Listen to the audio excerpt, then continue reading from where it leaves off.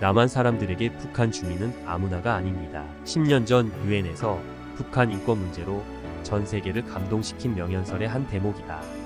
세기의 명연설로 국제사회에 북한 인권의 심각성과 한반도 통일의 필요성을 상기시켜준 그 주인공은 바로 오준전 유엔 대사.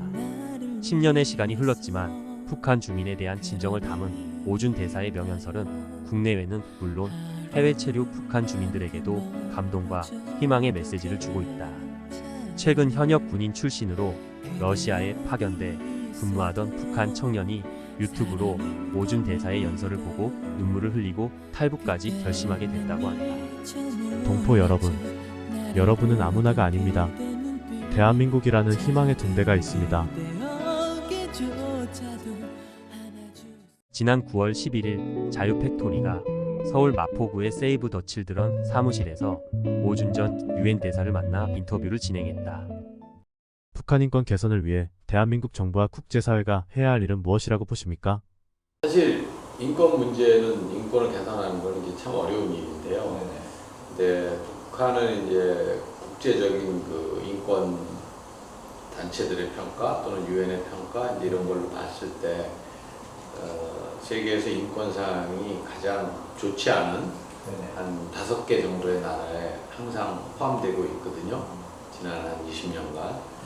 그러니까 뭐 우리가 북한을 비판하기 위해서 그러는 것이 아니고 그냥 객관적인 잣대, 객관적인 지표에 의해서 북한의 인권 상황이 열악한 것이 사실이기 때문에 그 인권 상황을 개선하기 위해서 이제 어떤 도움을 줄 수 있나 이런 생각, 이런 접근이 필요한데 물론 인권 상황이 아주 좋아지려면 민주화가 돼야 되죠. 민주화가 돼서 모든 국민이 자유권과 평등권을 누릴 수 있어야 하는데 이제 가까운 시일 내에 북한이 민주화될 것 같지는 않으니까 그런 상황에서는 어느 정도의 국제적인 압력, 북한 인권 결의안이라든지 북한 인권 특별보고관의 활동이라든지 이런 걸 통한 국제적인 압력에 우리가 동참을 해야 된다고 생각합니다. 어떤 분들은 그럼 압력을 한다고 뭐가 달라지나요? 그러는데 저는 압력이 효과가 있다고 생각합니다. 왜냐하면 어떤 나라도 그런 국제적인 무대에서 지속적인 비난을 받거나 지속적인 압박을 받는 걸 좋아하는 정부는 없습니다. 그렇기 때문에 그런 압박과 비판에서 벗어나기 위해서라도 인권 상황 자체가 개선되지는 않아도 최소한 그런 것이 개선되는 그런 모양새를 갖추도록 노력을 하거든요.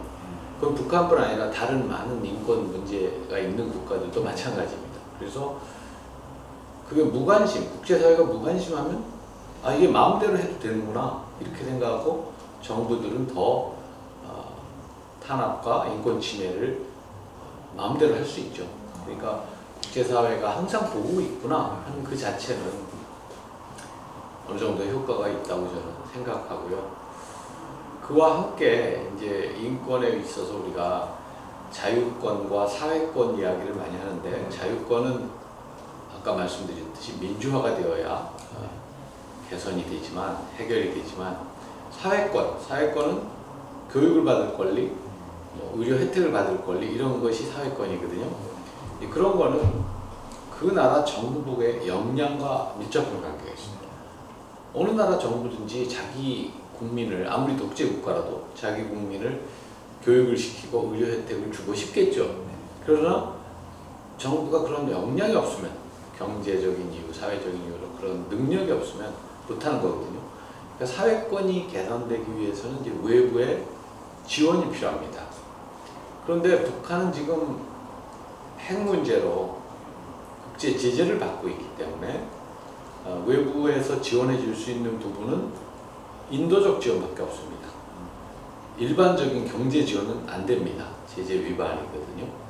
그래서 저는 북한에 대한 인도적 지원을 우리뿐 아니고 국제사회가 지속해야 한다. 그러면 북한이 민주화가 되기 전에라도 북한 주민들의 자유권이 실현되기 전에라도 사회권에 있어서는 조금이라도 개선이 될 수 있다 이렇게 생각합니다. 북한의 대러 무기 지원이 논란이 되고 있는데요.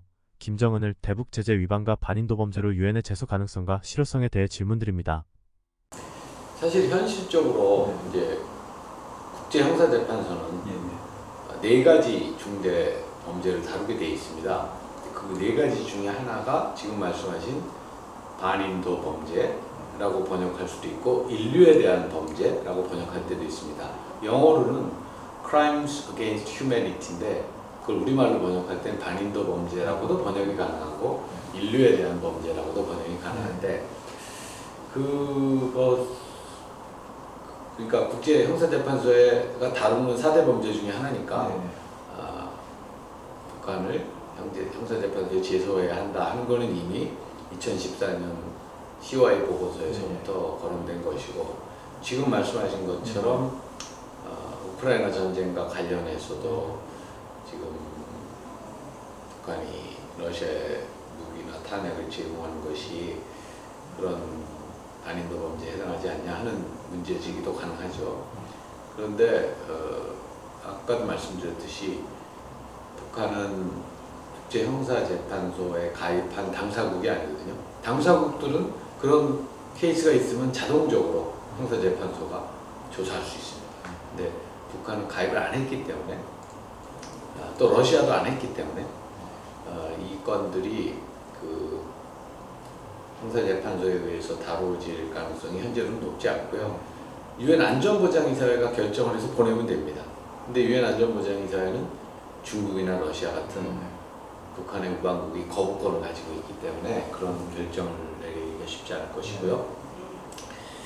그러나 이제 러시아의 경우 우크라이나 전쟁 중에 우크라이나 아동들을 납치했다든지 이런 걸로 형사재판소의 그 조사가 시작됐죠.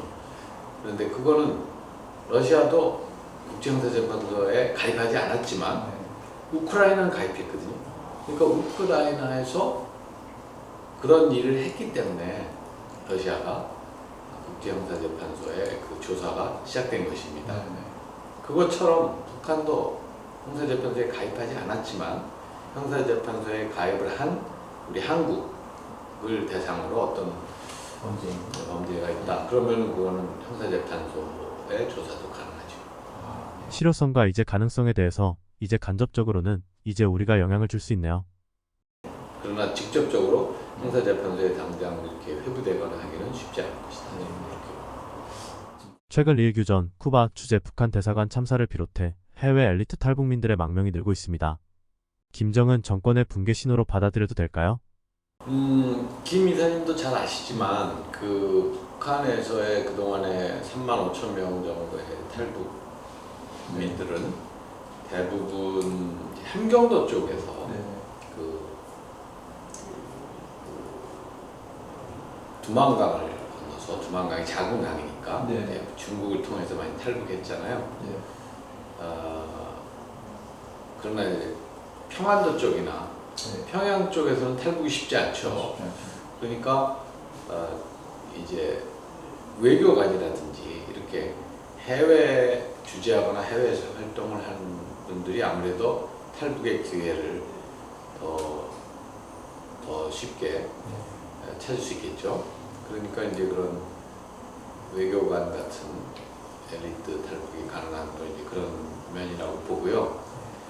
근데 그 탈북이 늘어난다는 게 이제 어떤 북한 정권의 취약성을 보여주는 거냐 하면 그건 맞죠. 취약성을 보여주는 건 맞는데 저는 이렇게 생각합니다. 이제 그 북한이 지금 국제 제재를 본격적으로 받기 시작한 지가 만으로 6년이 넘었거든요. 2018년부터니까.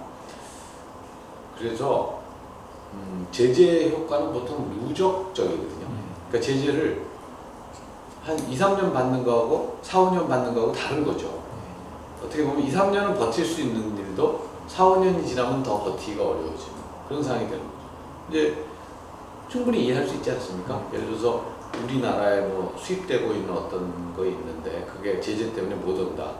1, 2년은 수입이 안 돼도 사람들이 그냥 딴 걸로 대체해서 버틸 수 있지만 5년, 6년이 되면 이제 어려움은 가중되지 않겠습니까? 네.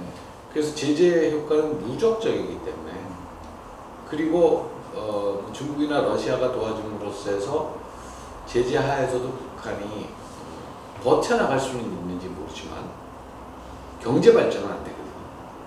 그러면은 북한 주민들도 중국인들이 20년, 30년 전에는 북한 주민과 크게 다를 게 없었는데 지금은 중국인들은 다 핸드폰 하나씩 들고 있고 해외여행도 다닐 수 있다 하는 거를 북한 주민도 알고 있다고 저는 생각합니다.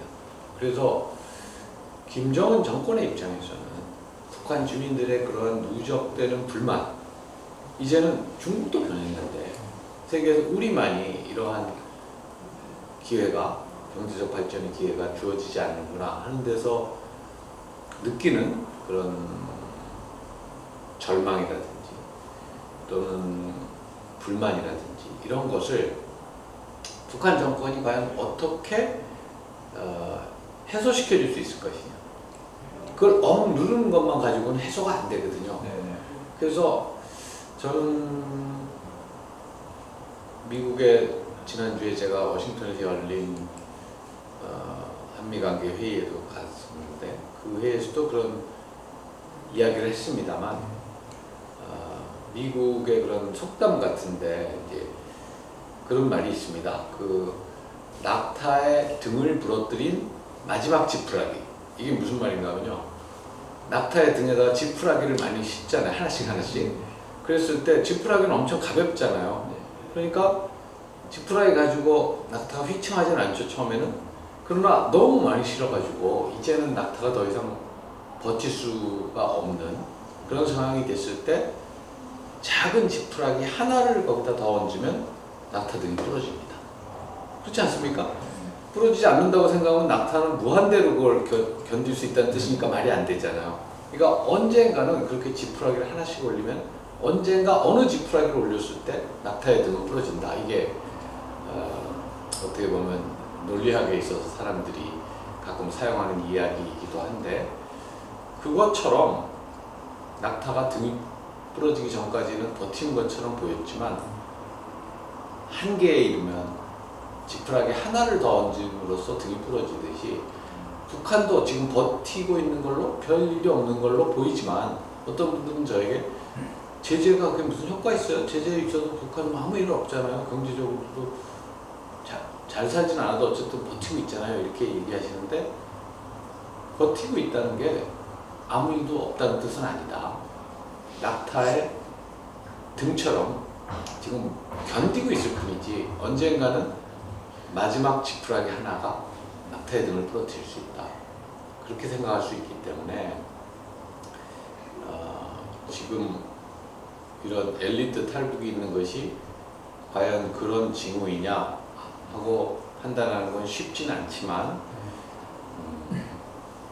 그 엘리트 탈북을 포함한 북한 내부 상황이 우리가 봤을 때 어떤 미묘한 변화, 조짐이라도 보이는 거는 우리가 잘 관찰할 필요가 있다 그렇게 생각합니다.